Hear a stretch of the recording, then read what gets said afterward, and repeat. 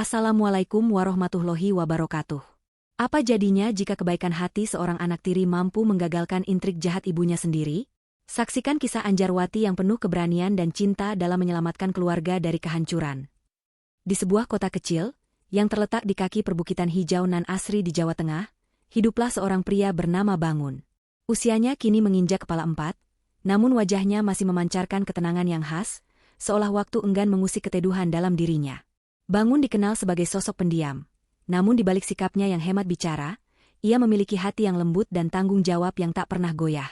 Ia adalah seorang duda, yang selama bertahun-tahun hidup hanya untuk anak sematawayangnya, Arman, dan kenangan akan mendiang istrinya, Ratih. Ratih, wanita yang penuh kasih, telah meninggal dunia karena sakit ketika Arman masih duduk di bangku SMP. Kepergian Ratih meninggalkan luka mendalam di hati Bangun, membuatnya menutup diri dari dunia percintaan.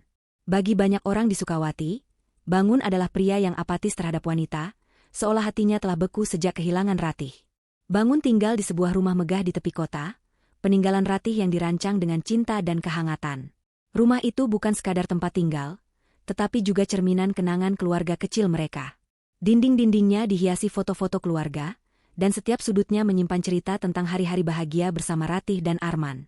Di rumah itu, Bibi Tarmi, pembantu rumah tangga setia yang sudah bekerja untuk keluarga sejak Arman masih balita, menjaga segalanya tetap teratur. Bibi Tarmi bukan sekadar pembantu. Ia adalah bagian dari keluarga, saksi bisu suka duka yang telah mereka lalui. Arman, kini berusia 20 tahun, adalah kebanggaan Bangun. Ia mewarisi kecerdasan dan kelembutan hati Ratih, serta kedisiplinan ayahnya. Sesuai pesan terakhir ibunya, Arman selalu rajin beribadah, menjaga sholat 5 waktu, dan berusaha menjadi pribadi yang tulus. Kini, ia sedang menempuh semester awal kuliah di Yogyakarta, mengejar mimpinya menjadi insinyur. Meski jauh dari ayahnya, Arman sering menelepon, berbagi cerita tentang kuliahnya, teman-teman barunya, dan kota pelajar yang penuh pesona.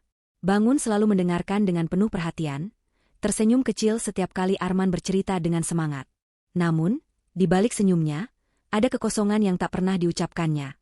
Kesepian seorang duda yang telah lama sendiri. Hari itu, Sukawati tampak lebih hidup dari biasanya. Salah satu teman lama Bangun, Pak Harjo, menggelar resepsi pernikahan putrinya di gedung serbaguna kota. Bangun, yang biasanya menghindari keramaian, merasa tak enak menolak undangan sahabatnya itu. Dengan setelan batik sederhana namun rapi, ia berangkat menuju gedung, berjalan menyusuri jalan-jalan kecil yang dipenuhi aroma bunga Kamboja dari pekarangan rumah warga. Gedung resepsi dipenuhi dekorasi bunga melati dan lampu-lampu kecil yang berkelap-kelip, menciptakan suasana hangat dan meriah. Di antara kerumunan tamu, Bangun berbincang ringan dengan beberapa kenalan, namun matanya lebih sering tertuju pada piring makanannya, tanda khas ketidaknyamanannya dalam keramaian. Di sudut ruangan, seorang wanita menarik perhatian banyak orang. Leni, janda berusia 30-an, tampil memukau dengan kebaya merah marun yang membalut tubuhnya dengan sempurna. Rambutnya disanggul rapi, dan senyumnya memancarkan pesona yang sulit diabaikan. Leni dikenal sebagai wanita yang glamour, selalu tampil anggun dengan perhiasan yang mencolok. Ia datang ke resepsi bersama putrinya, Anjarwati, seorang gadis SMA yang pendiam, kontras dengan ibunya yang suka menjadi pusat perhatian. Anjarwati, dengan rok panjang dan blus sederhana, lebih memilih berdiri di dekat meja makanan, menghindari sorotan mata tamu. Kebetulan membawa Bangun dan Leni berbincang saat acara usai. Mereka ternyata searah menuju rumah masing-masing, dan Bangun, dengan sopan, menawarkan tumpangan. Tidak apa. Apa, Bu Leni, kebetulan mobil saya muat, ujar Bangun dengan nada rendah, seperti biasa. Leni tersenyum lebar, menerima tawaran itu dengan anggun. Dalam perjalanan, Leni memulai percakapan dengan penuh percaya diri, bercerita tentang pengalamannya sebagai single parent, tentang Anjarwati yang sedang SMA, dan sedikit tentang masa lalunya. Bangun, yang biasanya pendiam, mendengarkan dengan penuh perhatian, sesekali mengangguk atau memberikan tanggapan singkat. Ada sesuatu dalam cara Leni berbicara, penuh semangat dan hangat, yang membuat Bangun merasa nyaman, sesuatu yang sudah lama tak ia rasakan. Hari-hari berikutnya, Leni dan Bangun mulai sering bertemu. Leni, dengan kepiawaiannya, selalu menemukan alasan untuk menghubungi Bangun, entah mengajaknya minum kopi di kafe kecil di pinggir kota, atau sekadar mengirim pesan singkat tentang hal-hal sepele. Bangun, yang awalnya ragu, mulai terbawa oleh pesona Leni. Ia tak bisa menyangkal bahwa Leni berbeda, anggun, cerdas dalam berbicara, dan penuh energi yang kontras dengan hidupnya yang monoton. Anjarwati, di sisi lain, lebih sering diam, mengamati dari kejauhan. Ia melihat ibunya berubah menjadi lebih ceria, namun ada sedikit rasa cemas di hatinya yang tak bisa ia jelaskan. Namun, tidak semua orang menyambut kedekatan ini dengan gembira. Budi, sahabat Bangun sejak SMA, merasa perlu angkat bicara.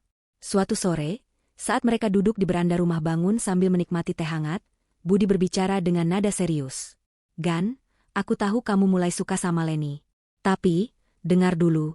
Aku dengar dari beberapa orang, Leni itu punya masa lalu yang gak sederhana. Dia suka hidup mewah, banyak utang, dan katanya, suaminya dulu, Bambang, sampai sakit jiwa karena kelakuannya. Pikirkan baik-baik sebelum melangkah lebih jauh." Bangun hanya mengangguk, wajahnya tetap tenang, namun ada keraguan yang mulai menggelayuti pikirannya. Ia tahu Budi tak pernah berbicara sembarangan, tapi pesona Leni bagai ramuan maut yang sulit ia tolak. Malam itu, Bangun tak bisa tidur. Ia duduk di ruang keluarga, menatap foto pernikahannya dengan Ratih yang tergantung di dinding. "Apa yang harus aku lakukan, Erate?" gumamnya pelan, seolah berbicara pada mendiang istrinya. Di satu sisi, ia merasa Leni membawa warna baru dalam hidupnya yang kelabu. Di sisi lain, peringatan Budi terus bergema di kepalanya. Namun, hari demi hari, Leni semakin pandai menarik hati Bangun. Ia mengirimkan makanan buatannya, mengajaknya jalan-jalan ke pasar malam, dan bahkan datang ke rumah untuk berbincang dengan Bibi Tarmi, seolah ingin menunjukkan bahwa ia bisa diterima di keluarga itu. Tak sampai setahun sejak pertemuan di resepsi itu, Bangun membuat keputusan yang mengejutkan semua orang. Di sebuah masjid kecil di Sukawati, ia menikahi Leni dalam upacara sederhana namun penuh makna. Arman, yang pulang khusus dari Yogyakarta, hanya bisa tersenyum kaku, mencoba menerima keputusan ayahnya meski hatinya dipenuhi tanya. Keluarga dan teman-teman Bangun, termasuk Budi, terkejut. Bangun yang apatis sama wanita, kok tiba-tiba menikah? Gumam mereka di antara obrolan. Bibi Tarmi, yang menyaksikan pernikahan itu dari bangku belakang, hanya menghela napas, berharap keputusan tuannya adalah langkah yang tepat. Pernikahan itu menandai awal babak baru dalam hidup Bangun. Leni dan Anjarwati pindah ke rumah megah itu, membawa dinamika baru yang tak pernah Bangun bayangkan. Di balik senyum Leni yang memesona, ada rahasia yang belum terungkap, dan di balik sikap pendiam Anjarwati, ada hati mulia yang akan menjadi penyelamat keluarga ini. Namun, semua itu masih. Pernikahan Bangun dan Leni membawa perubahan besar dalam kehidupan keluarga kecil di Sukawati. Rumah megah peninggalan Ratih, yang selama bertahun-tahun menjadi tempat penuh kenangan bagi Bangun dan Arman, kini menyambut dua penghuni baru, Leni dan putrinya, Anjarwati. Rumah itu, dengan halaman luas yang dipenuhi tanaman melati dan pohon mangga tua, tetap memancarkan kehangatan meski kini suasananya mulai berbeda. Dinding-dindingnya yang dihiasi foto keluarga Bangun dan Ratih kini bercampur dengan beberapa pernak-pernik baru yang dibawa Leni, seperti vas bunga kristal dan karpet berwarna mencolok. Bibi Tarmi, pembantu setia yang telah mengabdi sejak Arman masih balita, tetap menjalankan tugasnya dengan penuh dedikasi, meski matanya sering memperhatikan perubahan kecil yang dibawa Leni ke dalam rumah. Bangun, dengan sifat pendiam dan penuh tanggung jawab, berusaha menyesuaikan diri dengan kehidupan barunya.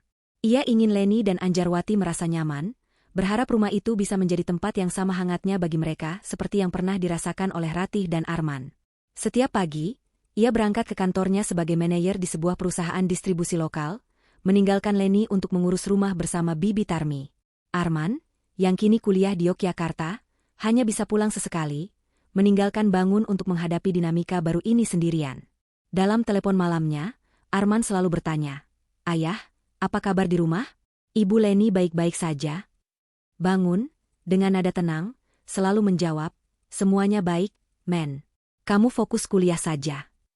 Namun, di balik ketenangannya, Bangun mulai merasakan ada sesuatu yang berbeda dalam ritme rumah tangganya. Leni, dengan pesona anggunnya, segera menunjukkan warna aslinya. Ia adalah wanita yang hidup untuk glamour, selalu ingin tampil sempurna di mata teman-temannya. Setiap minggu, ia menghadiri arisan atau acara sosial di kota, mengenakan kebaya mahal dan perhiasan yang berkilau. Ia suka disanjung, dan teman-temannya, kebanyakan dari kalangan yang sama haus perhatian, selalu memuji penampilannya. "Leni, kamu kok nggak kelihatan seperti ibu-ibu, sih? Masih seperti gadis," ujar salah satu temannya dalam sebuah acara. Leni hanya tersenyum, menikmati pujian itu, namun di balik senyumnya, ia selalu menghitung-hitung berapa banyak uang yang dibutuhkan untuk mempertahankan gaya hidupnya. Tas bermerek, sepatu impor, dan perawatan kecantikan di salon ternama menjadi kebutuhan rutinnya, yang semuanya membebani keuangan keluarga. Bangun, yang selama ini hidup sederhana, mulai kewalahan dengan pola hidup Leni. Ia sering mendapati tagihan kartu kredit yang membengkak, kebanyakan untuk pembelian barang-barang yang menurutnya tak perlu. Leni juga kerap meminta uang tambahan dengan alasan yang terdengar masuk akal, seperti untuk kebutuhan rumah, atau perawatan demi menjaga penampilan istri manajer. Bangun, dengan hati lembutnya, tak pernah menolak. Ia bahkan melunasi beberapa utang Leni dari masa lalunya sebagai janda, yang ternyata cukup besar. Ini demi kebaikan keluarga kita, pikir Bangun, berusaha meyakinkan diri bahwa Leni akan berubah seiring waktu. Namun, Bibi Tarmi, yang mengamati dari dekat, mulai mencium gelagat tak beres. "Tuan, apa Ibu Leni nggak terlalu boros?" tanyanya suatu hari dengan hati-hati. Bangun hanya tersenyum kecil, "Biarlah, B.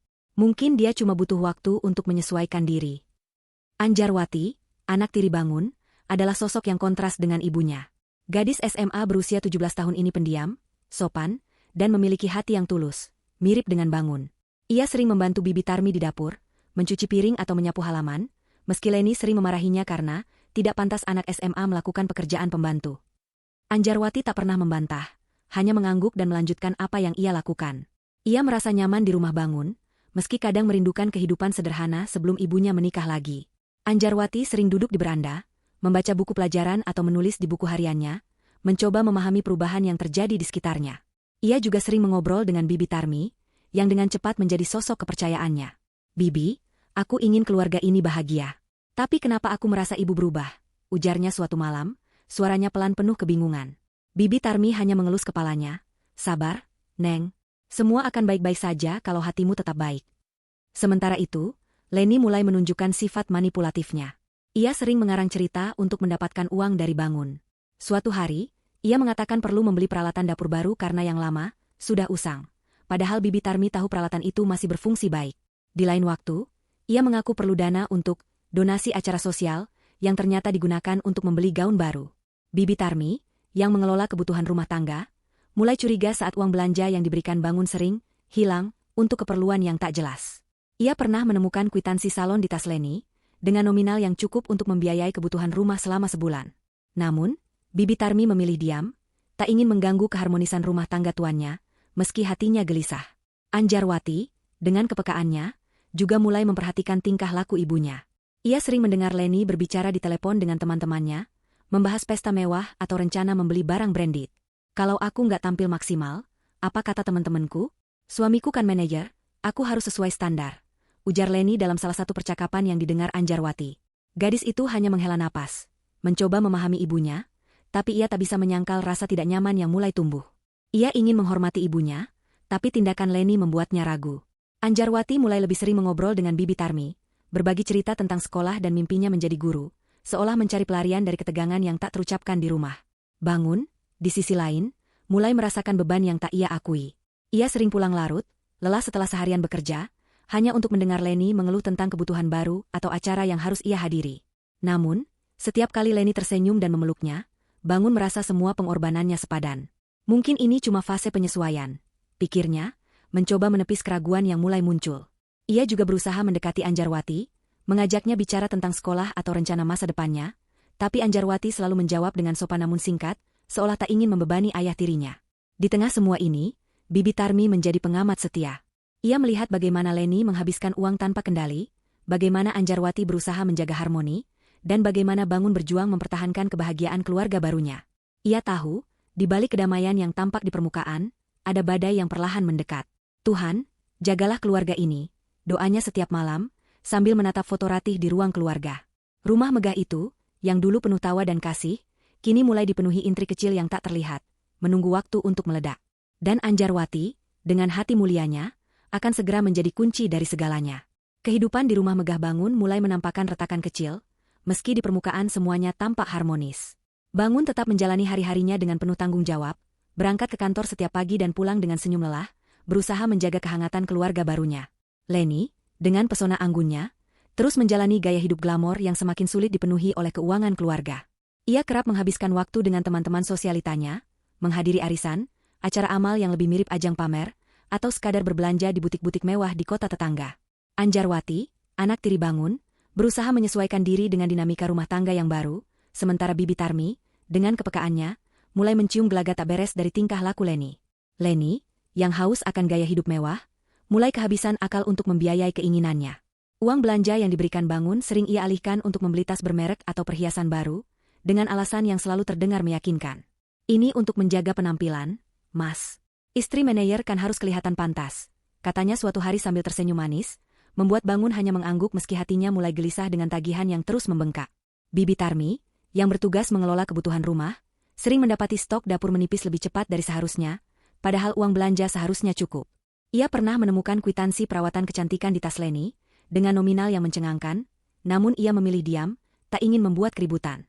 Anjarwati, dengan sifat pendiam dan peka, mulai menyadari bahwa ibunya berubah. Ia sering mendengar Leni berbicara di telepon dengan nada penuh semangat, membahas rencana membeli barang mewah atau menghadiri acara yang membutuhkan dana besar. Pokoknya, aku harus punya gaun itu sebelum arisan bulan depan. Kalau enggak, apa kata teman-temanku? Ujar Leni dalam salah satu percakapan yang didengar Anjarwati dari ruang sebelah. Gadis itu hanya menghela napas, mencoba memahami ibunya, tapi rasa tidak nyaman di hatinya semakin kuat. Ia ingin menghormati Leni, tapi tindakan ibunya membuatnya ragu. Anjarwati sering menghabiskan waktu di kamarnya, membaca buku pelajaran atau menulis di buku hariannya, mencoba mencari ketenangan di tengah ketegangan yang tak terucapkan. Suatu malam, saat Anjarwati membantu Bibi Tarmi di dapur, ia tanpa sengaja mendengar percakapan yang mengubah segalanya. Leni sedang mengobrol dengan seorang teman bernama Rina, yang dikenal sebagai sosok licik di kalangan arisan. Mereka duduk di ruang tamu, dengan suara yang cukup pelan, namun dapur yang bersebelahan memungkinkan Anjarwati mendengar dengan jelas. Len, kalau kamu butuh uang cepat, ada cara gampang, ujar Rina dengan nada penuh intrik. Kasih obat penenang ke suamimu, terus cari tahu PIN ATM-nya. Gampang, kan? Aku punya orang yang bisa nyediain obatnya, nggak bakal ketahuan. Leni tertawa pelan, seolah ragu, tapi nada suaranya menunjukkan ia tergoda. Serius, Rin? Nggak bahaya, kan? Tanyanya, membuat Anjarwati membeku di tempatnya, tangannya yang sedang mencuci piring terhenti. Bibi Tarmi, yang juga mendengar percakapan itu, menatap Anjarwati dengan mata penuh kekhawatiran. Neng, apa yang kita dengar tadi beneran? Bisiknya.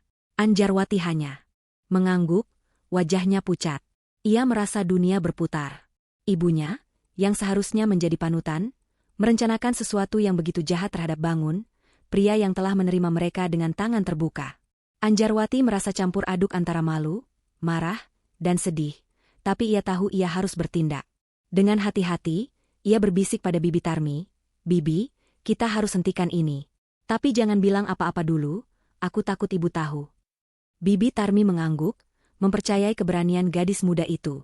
Malam berikutnya, Leni mulai melancarkan rencananya. Ia menyiapkan segelas teh hangat untuk Bangun, yang baru pulang dari kantor dengan wajah lelah. "Mas, minum dulu, biar rileks," ujarnya dengan senyum manis yang biasa ia gunakan untuk meluluhkan hati Bangun. Di dalam teh itu, ia telah mencampurkan obat penenang yang diberikan Rina, yakin bahwa Bangun akan tertidur dan ia bisa mengambil dompetnya untuk mencari tahu PIN ATM. Namun, Anjarwati, yang telah mengawasi ibunya sejak mendengar rencana itu, bergerak cepat. Saat Leni lengah, ia menukar gelas teh itu dengan gelas lain yang berisi teh biasa, yang telah ia siapkan bersama Bibi Tarmi. Dengan tangan gemetar, ia juga mengambil ponselnya dan merekam percakapan Leni dengan Rina yang berlangsung di telepon sesaat sebelumnya, sebagai bukti tambahan. Bangun meminum teh tanpa curiga, dan seperti biasa, ia berbincang sebentar dengan Leni sebelum pergi ke kamar untuk beristirahat. Leni, yang menunggu Bangun tertidur, mulai gelisah ketika melihat suaminya tetap terjaga, bahkan tampak segar setelah minum teh. "Kok nggak ngantuk sih?" gumamnya dalam hati, panik. Ia mencoba mengorek informasi tentang PIN ATM dengan pertanyaan-pertanyaan ringan, tapi Bangun, yang memang selalu berhati-hati dengan urusan keuangan, hanya menjawab dengan senyum dan mengalihkan topik. Rencana Leni gagal total malam itu, dan ia kembali ke kamarnya dengan rasa frustrasi yang memuncak. Anjarwati, yang menyaksikan semua dari sudut ruangan, merasa lega sekaligus terbebani. Ia tahu ia telah mencegah sesuatu yang mengerikan, tapi ia juga sadar bahwa ibunya mungkin tidak akan berhenti di sini. Bersama Bibi Tarmi, ia menyimpan rekaman percakapan itu di ponselnya, berjanji untuk menjaganya sebagai bukti jika diperlukan. "Bibi, aku nggak mau ayah Bangun terluka. Dia terlalu baik untuk kami," ujar Anjarwati dengan mata berkaca-kaca. Bibi Tarmi memeluknya, "Kamu anak yang luar biasa, Neng. Tuhan pasti menjaga kita semua. Kegagalan rencana pertama membuat Leni semakin nekat. Ia mulai berpikir untuk mencari cara lain, seperti mencuri kunci brankas bangun yang ia tahu menyimpan uang tunai dan dokumen berharga. Namun, Anjarwati dan Bibi Tarmi, yang kini menjadi sekutu rahasia, mulai waspada. Mereka sepakat untuk mengawasi setiap langkah Leni tanpa membuatnya curiga. Anjarwati, meski masih muda, menunjukkan keberanian dan kecerdasan yang luar biasa. Ia tahu bahwa melindungi keluarga ini bukan hanya demi bangun, tapi juga demi ibunya sendiri, yang tampaknya tersesat dalam ambisi dan gaya hidupnya. Malam-malam berikutnya, suasana di rumah megah itu mulai terasa tegang. Leni semakin sering berbicara dengan teman-temannya, merencanakan langkah berikutnya, sementara Anjarwati dan Bibi Tarmi berusaha menjaga segalanya tetap terkendali. Bangun, yang masih belum menyadari intrik di balik senyum manis Leni, terus berusaha menjadi suami dan ayah tiri yang baik. Ia sering mengajak Anjarwati berbincang, berharap gadis itu merasa diterima, tapi Anjarwati hanya bisa tersenyum kecil, menyimpan rahasia besar di hatinya. Di tengah semua ini, rumah megah itu, yang dulu penuh dengan kenangan ratih, kini menjadi panggung intrik yang tak terduga, dengan Anjarwati sebagai pahlawan muda yang berusaha menjaga keutuhan keluarga dengan hati mulianya. Kegagalan rencana Leni untuk mencuri PIN ATM bangun tidak membuatnya kapok, malah semakin memicu ambisinya. Rumah megah di Sukawati, yang seharusnya menjadi tempat penuh kehangatan, kini terasa seperti panggung intrik yang semakin memanas. Leni, dengan gaya hidup glamor yang tak pernah puas, mulai kehabisan cara untuk mendanai keinginannya. Tagihan kartu kredit yang membengkak dan tekanan dari teman-teman sosialitanya membuatnya gelisah. Ia tahu ia harus bertindak lebih berani, lebih licik, untuk mendapatkan apa yang ia inginkan. Sementara itu, Anjarwati dan Bibi Tarmi, yang telah menjadi sekutu rahasia setelah menggagalkan rencana sebelumnya, semakin waspada. Mereka tahu Leni tidak akan berhenti, dan mereka harus melindungi bangun serta keutuhan keluarga ini. Leni mulai mengarahkan perhatiannya pada brankas kecil di kamar bangun, yang ia tahu menyimpan uang tunai dan dokumen berharga. Brankas itu, peninggalan ratih, selalu terkunci rapi dan hanya bangun yang tahu letak kuncinya. Leni pernah mendengar bangun menyebutkan bahwa brankas itu berisi tabungan darurat dan beberapa surat penting perusahaan. Kalau aku bisa buka brankas itu, semua masalahku selesai, pikir Leni, matanya berbinar membayangkan tumpukan uang yang bisa membiayai gaya hidupnya. Ia mulai mengamati kebiasaan bangun, mencoba mencari tahu di mana kunci itu disembunyikan. Setiap malam, saat bangun tertidur, Leni akan menyelinap ke kamar, menggeledah laci meja atau saku jas suaminya, tapi selalu pulang dengan tangan kosong. Anjarwati, dengan kepekaannya, segera menyadari perubahan perilaku ibunya. Ia sering melihat Leni mondar-mandir di dekat kamar bangun, atau bertanya dengan nada sok polos, "Mas, kunci-kunci penting kamu simpan di mana, sih? Takutnya hilang." "Loh?" Bangun, yang selalu berhati-hati, hanya tersenyum dan menjawab, "Sudah aman, Len. Nggak usah khawatir." Anjarwati, yang kini belajar untuk tidak mempercayai ibunya begitu saja, mulai curiga bahwa Leni punya rencana baru. Ia berbagi kecurigaannya dengan Bibi Tarmi saat mereka sedang membersihkan dapur. "Bibi, aku lihat ibu sering kelihatan gelisah. Kayaknya dia mau cari sesuatu di kamar ayah," ujarnya pelan. Bibi Tarmi, yang sudah lama merasa Leni tidak bisa dipercaya, mengangguk. "Kita harus lebih hati-hati, Neng. Tuan bangun orang baik, nggak pantas diperlakukan begini." Dengan cerdas, Anjarwati dan Bibi Tarmi merancang strategi untuk menggagalkan rencana Leni. Mereka tahu kunci brankas disimpan bangun di balik salah satu buku di rak kamarnya, sebuah rahasia yang pernah tanpa sengaja bangun ceritakan kepada Bibi Tarmi. Malam itu, saat Leni pergi ke acara arisan, Anjarwati dan Bibi Tarmi menyelinap ke kamar bangun. Dengan hati-hati, mereka mengambil kunci itu dan memindahkannya ke tempat lain, sebuah kotak kecil di gudang yang hanya Bibi Tarmi yang tahu. Untuk memastikan Leni tidak curiga, mereka juga mengganti isi brankas dengan tumpukan kertas kosong dan beberapa dokumen tak penting, membuatnya tampak masih penuh. "Kalau ibu sampai buka brankas, dia nggak akan dapat apa-apa," ujar Anjarwati dengan senyum kecil, meski hatinya berat karena harus melawan ibunya sendiri. Beberapa hari kemudian, Leni mendapat kesempatan. Bangun harus pergi keluar kota untuk urusan kantor, meninggalkan rumah selama 2 hari. Leni, yang sudah lama menunggu momen ini, segera bertindak. Ia menunggu hingga tengah malam, saat Anjarwati dan Bibi Tarmi tampaknya sudah tidur, lalu menyelinap ke kamar bangun. Dengan bantuan senter kecil, ia menggeledah rak buku dan akhirnya menemukan kunci yang ia kira asli. Padahal itu adalah kunci palsu yang sengaja ditinggalkan Anjarwati. Dengan jantungan, Leni membuka brankas, hanya untuk menemukan tumpukan kertas kosong. Wajahnya memerah karena marah dan frustrasi. Apa-apaan ini? Gumamnya, melempar kertas-kertas itu ke lantai. Ia tak tahu bahwa Anjarwati, yang berpura-pura tidur, mengintip dari celah pintu, memastikan rencana ibunya gagal. Kegagalan ini membuat Leni semakin kalap. Ia merasa waktu semakin menipis, terutama karena teman-temannya mulai menagih utang dan mengolok-oloknya karena tak bisa mengikuti gaya hidup mereka. Dalam keputusasaan, ia kembali menghubungi Rina, temannya yang licik. Di sebuah kafe kecil di pinggir kota, Rina memberikan ide yang jauh lebih berbahaya. Len, kalau brankas nggak cukup, kenapa nggak incar yang lebih besar? Suamimu kan sering bawa uang kantor, jumlahnya pasti jutaan.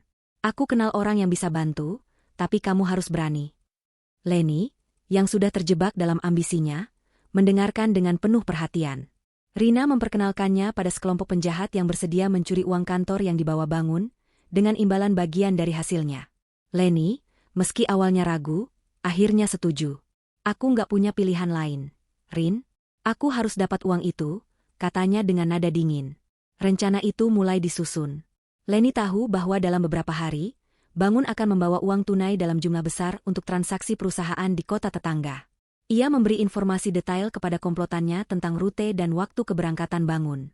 Namun, apa yang tidak ia ketahui adalah bahwa Anjarwati, yang semakin peka terhadap tingkah laku ibunya, mendengar percakapan telepon itu. Saat Leni berbicara dengan Rina dari kamarnya, Anjarwati kebetulan sedang berada di ruang sebelah, membersihkan meja makan. Dengan hati berdebar, ia mendekatkan telinga ke dinding tipis yang memisahkan ruangan, mencatat setiap detail. Mereka mau nyuri uang kantor ayah? Ini keterlaluan, pikirnya, panik tapi bertekad untuk bertindak. Anjarwati segera menemui Bibi Tarmi, menceritakan apa yang ia dengar. Bibi, ini nggak bisa dibiarkan. Kita harus lapor polisi, tapi ibu nggak boleh tahu kita yang lapor, ujarnya dengan suara gemetar. Bibi Tarmi, yang sudah lama muak dengan kelakuan Leni, setuju. Keesokan harinya, saat Leni pergi ke salon, Anjarwati dan Bibi Tarmi pergi ke kantor polisi setempat. Dengan hati-hati, mereka menjelaskan rencana Leni tanpa menyebutkan nama Anjarwati sebagai pelapor, hanya mengatakan bahwa mereka mendapat informasi dari sumber terpercaya. Anjarwati juga menyerahkan rekaman percakapan Leni dengan Rina tentang PIN ATM sebagai bukti tambahan bahwa Leni bukan orang yang bisa dipercaya. Polisi, yang mengenal Bangun sebagai warga terhormat, segera bertindak. Mereka menyusun rencana untuk menggagalkan pencurian, menempatkan petugas di rute yang akan dilalui Bangun. Hari pencurian tiba. Bangun, yang tidak tahu apa-apa, mengemudikan mobilnya menuju kota tetangga dengan uang kantor di bagasi. Di tengah jalan, sekelompok penjahat mencoba menghentikan mobilnya, tapi polisi yang sudah siaga segera menangkap mereka. Leni, yang menunggu kabar di rumah, panik saat mendengar dari Rina bahwa rencana mereka gagal.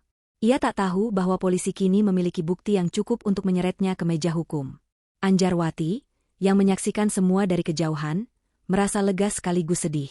Ia tahu kebenaran akan segera terungkap, dan keluarga ini akan menghadapi badai yang lebih besar. Namun, dengan hati mulianya, ia bertekad untuk tetap melindungi Bangun, meski itu berarti harus menghadapi ibunya sendiri. Rumah megah, yang selama beberapa bulan terakhir menjadi panggung intrik dan ketegangan, kini berada di ambang perubahan besar. Kejahatan Leni akhirnya terbongkar setelah rencana pencurian uang kantor Bangun digagalkan polisi, berkat keberanian Anjarwati dan Bibi Tarmi. Bukti-bukti yang dikumpulkan Anjarwati, termasuk rekaman percakapan Leni dengan Rina tentang obat penenang dan rencana pencurian, menjadi senjata pamungkas yang membuat Leni tak bisa mengelak. Polisi menahan Leni untuk pemeriksaan, dan kabar ini menyebar cepat di kalangan keluarga dan tetangga, meninggalkan luka mendalam bagi semua yang terlibat. Namun, di tengah kehancuran ini, benih harapan mulai tumbuh, dipupuk oleh hati mulia Anjarwati dan kebaikan keluarga Bangun. Bangun, yang selama ini mempercayai Leni dengan tulus, hancur hatinya saat polisi menceritakan semua yang telah terjadi. Ia duduk di ruang keluarga, menatap foto Rati di dinding, merasa dirinya telah mengkhianati kenangan istrinya dengan membawa Leni ke dalam hidup mereka. Aku terlalu bodoh, Erate, gumamnya, suaranya parau penuh penyesalan. Bibi Tarmi, yang mendengar dari sudut ruangan, mendekatinya dengan lembut. Tuan, ini bukan salah Tuan. Hati Tuan terlalu baik, makanya Ibu Leni bisa memanfaatkan. Tapi sekarang, kita punya Neng Anjar yang menjaga kita semua. Katanya, mencoba menghibur. Bangun hanya mengangguk. Matanya berkaca-kaca, namun ada rasa syukur di hatinya karena Anjarwati, anak tiri yang tak pernah ia duga akan menjadi penyelamat keluarga ini. Arman, yang mendapat kabar dari Bibi Tarmi, segera pulang dari Yogyakarta. Meski hatinya dipenuhi kekecewaan terhadap Leni, ia tetap berusaha tegar, mengingat pesan Ratih untuk selalu memaafkan. Saat tiba di rumah, ia memeluk ayahnya erat, sesuatu yang jarang ia lakukan sejak dewasa. "Ayah, kita akan lewati ini bersama. Ibu pasti ingin kita tetap kuat," ujarnya dengan suara mantap. Arman juga menemui Anjarwati, yang sedang duduk sendirian di beranda, menatap bunga melati di halaman. "Anjar, kamu luar biasa. Aku tahu ini nggak mudah buat kamu, tapi kamu sudah menyelamatkan ayah dan keluarga ini," katanya, membuat Anjarwati tersenyum tipis meski matanya berkaca. "Aku cuma ingin semua baik-baik saja, Kak. Aku nggak mau ayah terluka," jawabnya pelan. Anjarwati, meski baru berusia 17 tahun, menunjukkan kedewasaan yang luar biasa. Ia merasa malu dengan kelakuan ibunya, namun di hatinya, ia masih menyayangi Leni. Ia tahu ibunya tersesat dalam ambisi dan gaya hidup yang salah, tapi ia percaya Leni bisa berubah. Ketika polisi menawarkan untuk memproses Leni lebih lanjut, Anjarwati memohon dengan air mata, "Tolong, Pak, beri ibu hukuman ringan saja. Aku ingin dia belajar, bukan dihukum selamanya." Kata-katanya menyentuh hati petugas, dan setelah berdiskusi dengan Bangun, mereka memutuskan untuk menahan Leni selama seminggu sebagai pelajaran, dengan syarat ia tidak mengulangi perbuatannya. Bangun, meski terluka, setuju dengan saran Anjarwati, melihat keikhlasan di mata anak tirinya. Selama seminggu di tahanan, Leni mengalami perenungan mendalam. Di sel kecil yang dingin, ia duduk sendirian, memikirkan semua yang telah ia lakukan. Ia teringat betapa baiknya Bangun, yang selalu memaafkan dan melunasi utang-utangnya tanpa keluh kesah. Ia teringat Anjarwati, putrinya sendiri, yang tetap membelanya meski telah ia sakiti. Dan ia teringat suami pertamanya, Bambang, yang menderita karena ulahnya yang serupa di masa lalu. Air mata mengalir di pipinya saat ia menyadari betapa jauh ia telah jatuh. "Aku tersesat, Tuhan. Aku sudah menyakiti orang-orang yang menyayangiku," bisiknya dalam doa, sesuatu yang sudah lama tak ia lakukan. Di tahanan, ia juga bertemu dengan seorang petugas wanita yang berbicara lembut kepadanya, menceritakan kisah-kisah tentang orang-orang yang bangkit dari kesalahan. Percakapan itu, meski sederhana, menjadi titik balik bagi Leni. Hari ketika Leni dibebaskan, suasana di rumah megah itu penuh dengan ketegangan sekaligus harapan. Bangun, Arman, Anjarwati, dan Bibi Tarmi menunggu di ruang tamu, masing-masing dengan perasaan yang berbeda. Leni masuk dengan wajah pucat, pakaiannya sederhana, jauh dari keanggunan yang biasa ia pamerkan. Ia berdiri di depan keluarga, matanya tertunduk. "Aku tahu aku nggak pantas ada di sini," katanya dengan suara gemetar. "Aku sudah menyakiti kalian semua, terutama kamu, Mas Bangun, dan kamu, Anjar. Aku minta maaf. Aku janji, aku akan berubah." Air matanya jatuh, dan untuk pertama kalinya, ada keikhlasan dalam kata-katanya yang tak pernah terlihat sebelumnya. Anjarwati, dengan hati mulianya, menjadi yang pertama bergerak. Ia bangkit dari sofa dan memeluk ibunya erat, air matanya ikut mengalir. "Ibu, aku cuma ingin ibu kembali jadi ibu yang dulu, yang selalu nyanyi buat aku pas aku kecil," ujarnya lirih. Pelukan itu memecah keheningan, dan Bangun, meski masih terluka, ikut mendekat. "Len, aku juga salah karena nggak melihat tanda-tandanya. Tapi kalau kamu serius ingin berubah, kita bisa mulai dari awal," katanya dengan suara rendah namun penuh harapan. Arman, yang berdiri di samping, hanya mengangguk, menunjukkan dukungannya dengan diam. Bibi Tarmi, dari sudut ruangan, tersenyum kecil, merasa lega melihat keluarga ini menemukan jalan menuju perdamaian. Hari-hari berikutnya, Leni mulai menunjukkan perubahan. Ia meninggalkan kebiasaan menghadiri arisan atau berbelanja barang mewah. Ia mulai membantu Bibi Tarmi di dapur, meski awalnya kikuk, dan berusaha mendekati Anjarwati dengan lebih tulus. Ia juga meminta Bangun untuk mengajarinya mengelola keuangan, sebuah langkah yang mengejutkan semua orang. "Aku nggak mau lagi hidup buat orang lain. Aku mau hidup buat keluarga ini," ujarnya suatu malam saat mereka duduk bersama di beranda, menikmati teh hangat. Bangun, yang mulai melihat kilau kebaikan di mata Leni, merasa ada harapan untuk membangun kembali kepercayaan. Anjarwati menjadi jembatan yang menyatukan keluarga ini. Ia sering mengajak ibunya berbincang tentang hal-hal sederhana, seperti kenangan masa kecil atau rencananya menjadi guru. Ia juga membantu Bangun dan Leni berkomunikasi dengan lebih terbuka, memastikan tidak ada lagi rahasia di antara mereka. Arman, yang harus kembali ke Yogyakarta untuk kuliah, berjanji akan sering pulang, terutama untuk memastikan Anjarwati baik-baik saja. Kamu adik yang hebat, Anjar. Jaga ayah, ya, pesannya sebelum berangkat, disertai pelukan hangat. Anjarwati hanya tersenyum, merasa lega karena keluarganya mulai utuh kembali.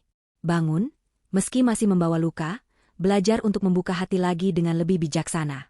Ia mulai menghargai keberanian Anjarwati dan melihatnya sebagai anugerah, bukan hanya anak tiri, tapi putri sejati dalam keluarganya. Rumah megah itu, yang sempat dipenuhi intrik, kini kembali dipenuhi tawa dan percakapan ringan. Bibi Tarmi, yang selama ini menjadi saksi bisu, merasa hatinya ringan. Setiap malam, ia berdoa, "Terima kasih, Tuhan, atas hati mulia Neng Anjar yang menyelamatkan kami semua." Di bawah pohon mangga tua di halaman, keluarga ini mulai menulis babak baru, dengan harapan bahwa cinta dan kebaikan akan selalu menang, bahkan di tengah badai terbesar.